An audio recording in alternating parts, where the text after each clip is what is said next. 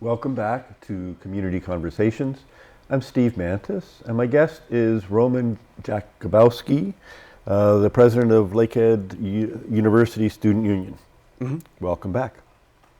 So we're just really talking about, in a way, some of the challenges that you encounter as the president of LUSU. You mentioned a big budget, $5 million. Right. You got 7,000 students or more, or somewhere between 7,000 and 9,000 with both campuses that you're representing. What are some of the challenges you've come up against, and how do you deal with them? Yeah, I mean, like I was saying before the break, one of the biggest challenges is that, I came into this role with no experience with really no experience with management, governance, or anything to do with nonprofits. Since then you have to learn really fast. So, that's kind of been the biggest challenge. But, like I was saying, I read a lot, and I think I've managed it decently. It's I think, one of the biggest challenges is that you're not living up to your own expectations, and to some extent you probably won't, because you don't have the time to learn as much as you want, and you're really gaining experience as you go. So that's the biggest challenge, I think. So your term ends in April. Yeah. So what do you hope to do in the next 6 months or so? So like I was saying, we were talking about open access to educational resources earlier. So that's, one big thing that I'm hoping to work on this year. Another big thing is that, and maybe a lot of people don't realize this, but the university is a bicameral governance system. So that means they have a board of governors and a senate. And the senate is, because there's this notion of collegial self-governance and stuff like that. So it's made up of students. I think there's about 9 students on there. And then, I think there's almost 100 people, and mostly faculty, some administration, stuff like that. And coming in, our union didn't have a real good plan for what it was doing with the students who sat on the Senate and what our role was on the Senate, and that's something that I've been trying to define and work on a bit more, and hopefully leave something for the next person who comes along. And so this is, in a way, kind of foundational part of democracy, so that the 9 students that sit on Senate see themselves performing a certain role, which could be representing fellow students, or it could be that, who knows, but defining what that role is so that everyone knows and how to relate to it is an important component.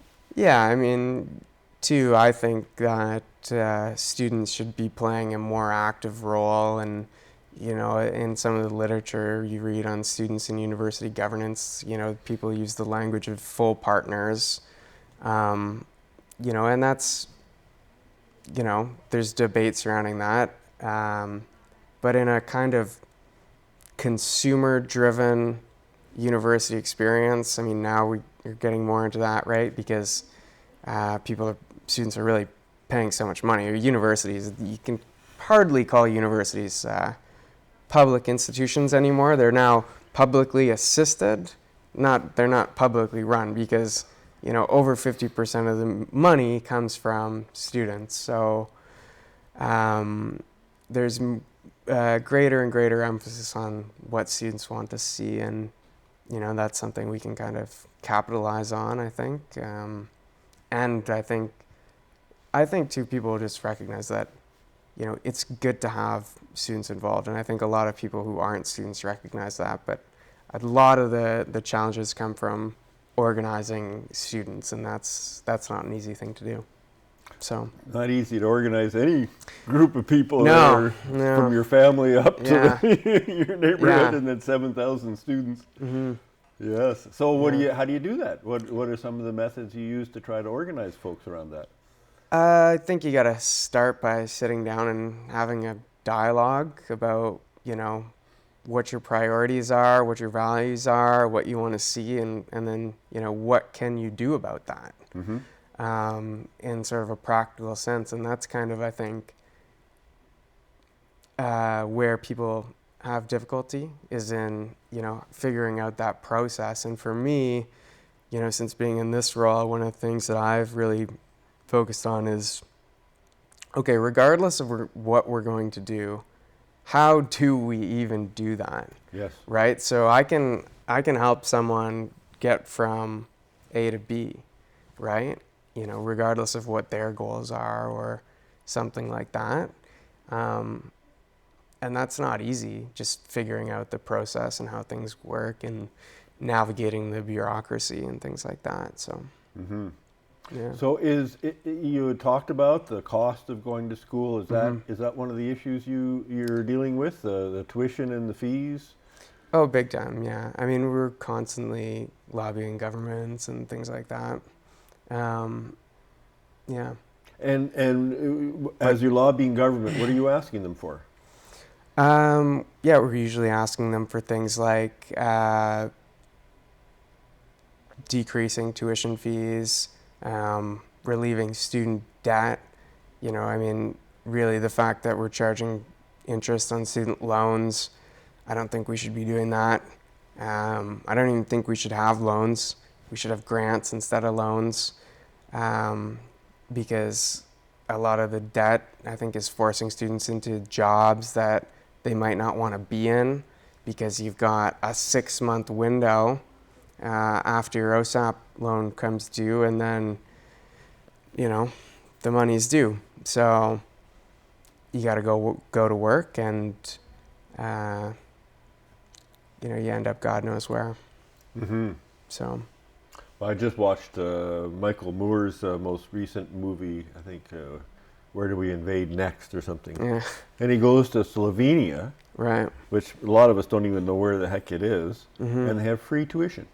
Yeah. And here they've got American young people traveling over there and going to university there so that they can actually afford to go to university. Yeah. And you kind of go, wait, how can a little country like that do that, and we in Canada are heading in the opposite direction? Yeah, and it is surprising, I think, that attitudes are changing. I mean, from a discourse perspective, the Ontario free tuition promise, it's great that people are using that language. We'll see what happens, because the funding formula for universities is up for review this year. And it's interesting and somewhat confusing funding mix, I think, that the province is employing, because now they're paying on the university side, and they're paying on the student side of things. So, Roman, we're out of time. If people want to get a hold of you, what's the best way to do that? Email. They can email me at president@lusu.ca. All right, so we'll have that on the screen. Thanks so much for coming on the show. Sure appreciate it. Thank you for having me. Please tune in again and stay safe until we see you next.